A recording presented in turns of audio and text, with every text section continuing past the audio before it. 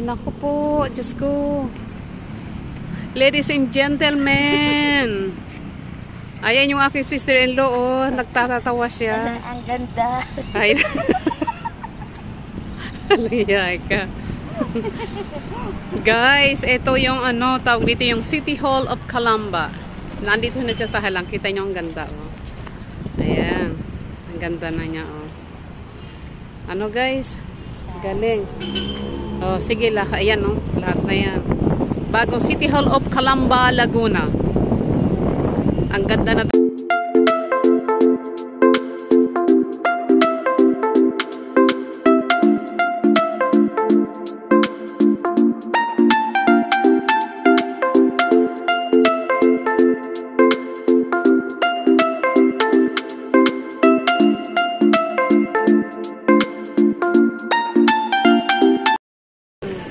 The lemon. 149. Tapos yung ano. Oh my God. 102 ano siya, apple or? Guys, apple 109. Okay. Hello.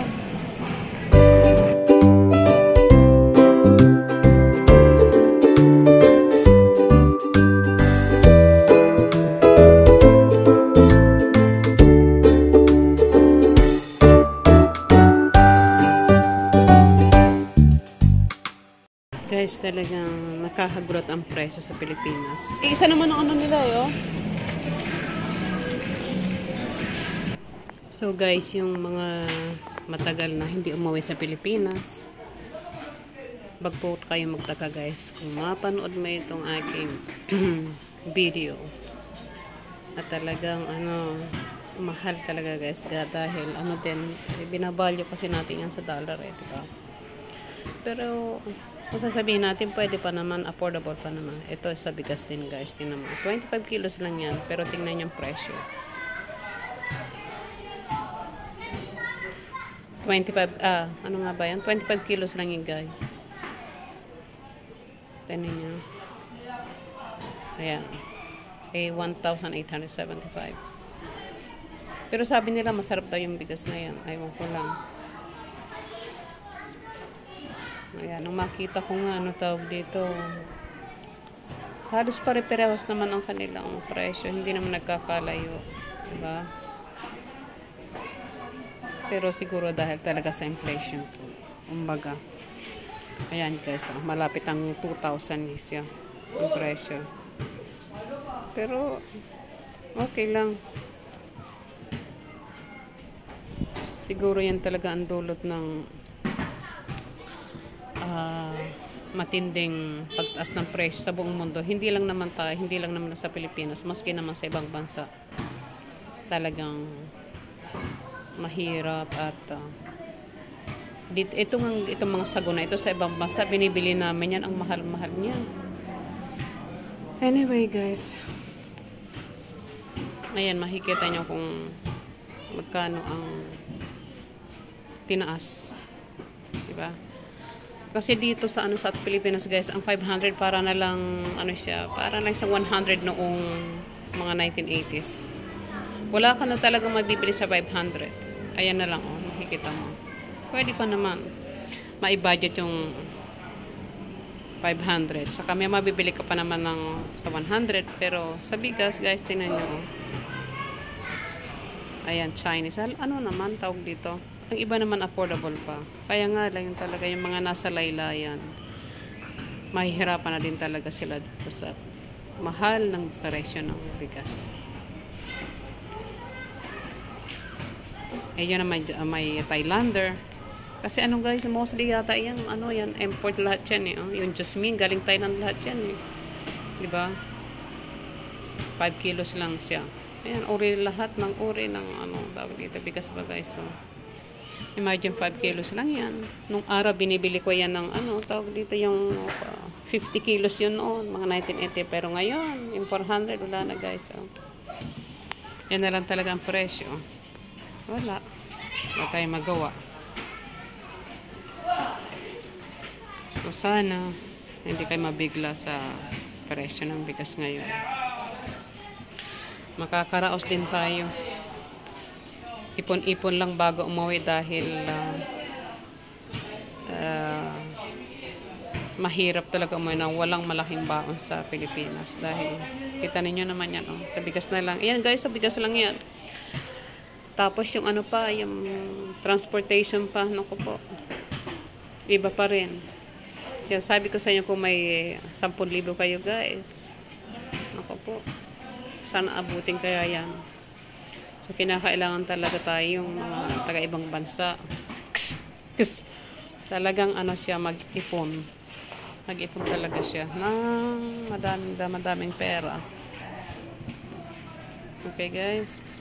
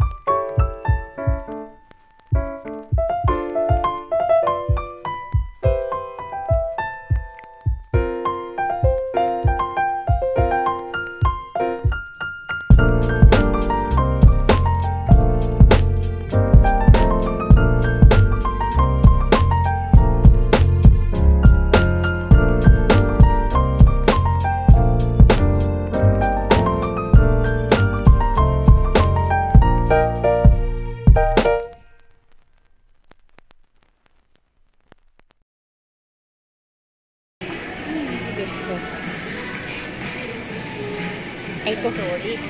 Sige lang. O, ayan o.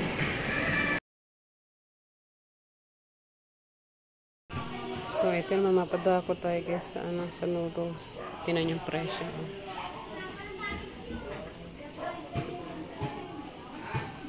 Diba? Yan yung Lucky Me. Yan lahat yung mga noodles yan. Yung iba naman, okay lang naman. So, dito yung presyo nila. Pero tingnan yun guys.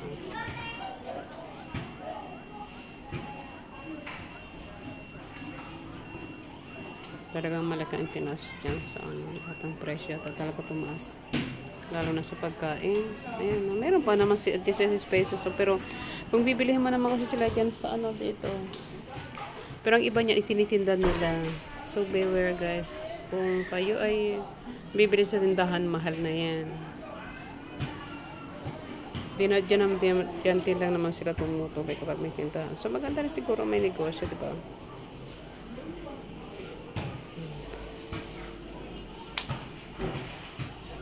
Yan to.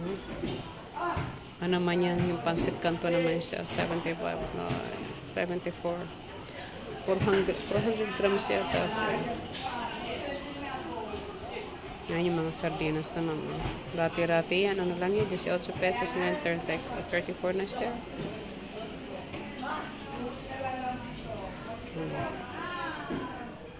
Panoorin nyo. Yan ang presyo natin ngayon. 2024. Ang presyo ng mga pagkain talagang taas. It's potato. Patatas. Linaga ka ay Maliliit. 30 cents. Ay, pero ito mas okay ito dahil fresh. 47 ang isang. Malaki pero ito na. naman sariwang-sariwa. Tapos yan, tingnan nyo. Yung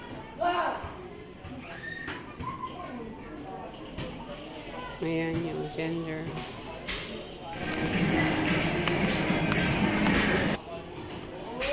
Pero sa labas halos pares na rin kasi ang presyo niya. Diba? Ito naman Japanese siya, corn. 2 piraso lang yan. 160 na. Pero kung sa labas bibilihin nyo yan, yata isang piraso at 27 peso. May papaya, oh. Kaya talaga magtanim tayo ng pagkain sa harap ng bahay. habang tayo ay nasa abroad. Ito nyo guys, oh, 191. May loan. Sa amin, binibili lang namin niya doon. Siguro mga 2 dinars lang. Mura sa ibang bansa. Pero dito dahil nga import siya, so mahal. Ayan, eto din. Ano tag dito? Pero sa atin naman ito, ano kumbaga, itong suwan ito, ang alam ko. Siguro ewan ko guys, talagang. Ngayon ko lang nakita. Look at the basal. Ay, 48 ang kilo, di ba? Oo, for dinner. Tapos 68. Ibang mga prutas ang kaya. Tatlong piraso lang yun. Malalaki, no? Tatlong piraso lang yan. Tatlong piraso lang yata yung 40. Ayan. Okay na. Nangyayat ka.